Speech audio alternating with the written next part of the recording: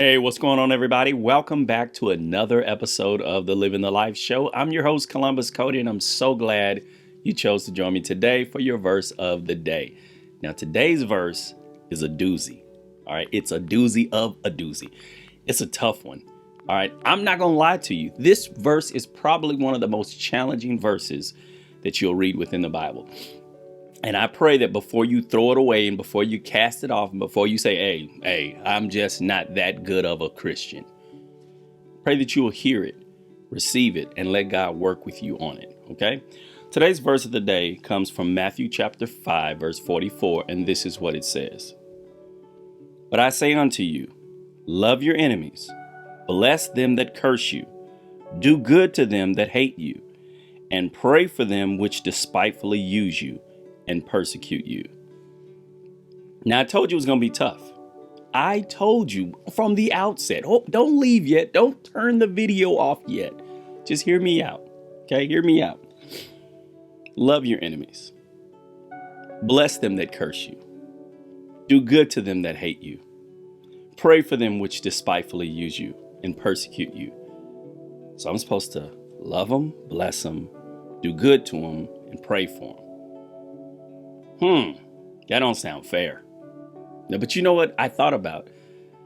Did Jesus do all of these same things for those who mistreated him?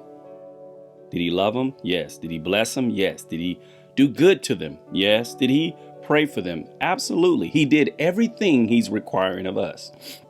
That's a sign of a good leader. I don't require something of you that I'm not willing to do myself. So he came down from glory to show us that it is possible to do this.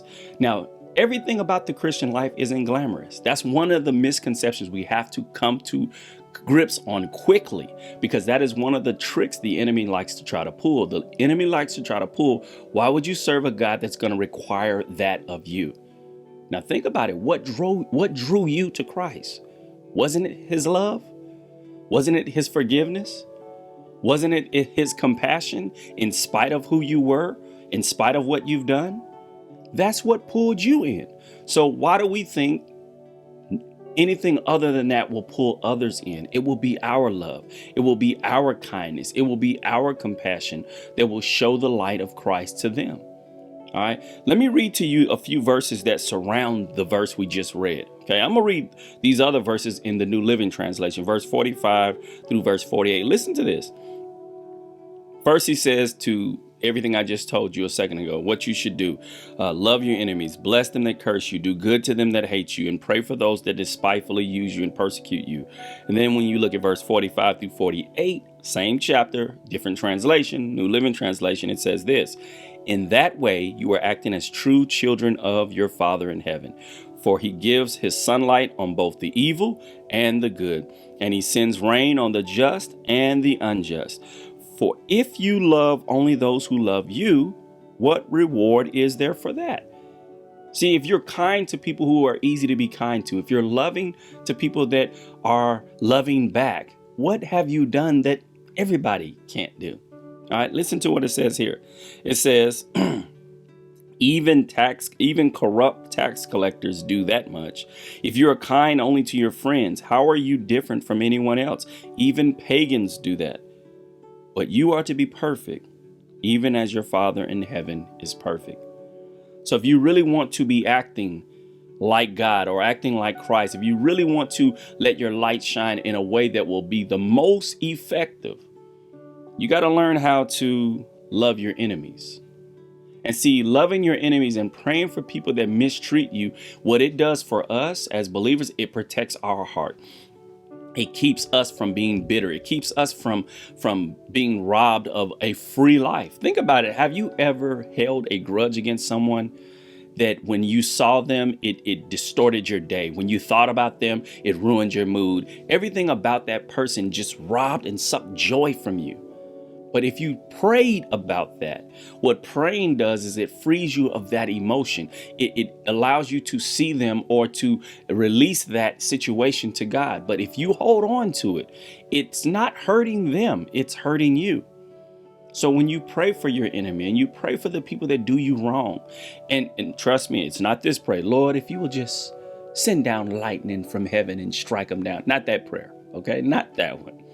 But when you pray and you ask God to help open their eyes that they may see the evil that they are doing, help them to understand how they are causing pain to others, and help me to not give into the urge to retaliate. When you pray like that, what it does is it will, number one, it will keep your heart pure.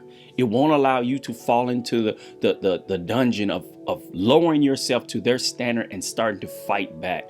It keeps you focused, and it keeps your light shining in a way that the world will take notice. And you will be doing something that everybody else can't do. You can only do this when you rely on the power of God.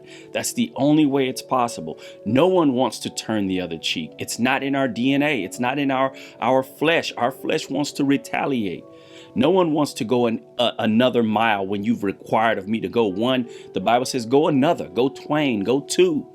That's not normal. It's not logical. It's not how we're born. We're born with a selfish spirit. We're born with a what about me spirit.